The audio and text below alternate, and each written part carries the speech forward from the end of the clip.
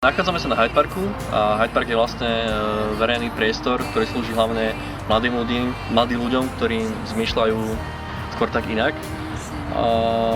Tento priestor je to hektarový priestor, ktorý využívame na rôzne koncerty, sa tu rôzne divadlá, fungujeme tu cez deň, máme tu petangové ihrisko, grillujeme, pracujeme a je to taký priestor, kde trávime svoj voľný čas.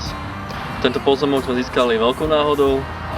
Ide o rodinu, ktorá je z Bratislavy a našli sme ich na Facebooku a vlastne dali nám tento priestor do prenajmu za 1 euro.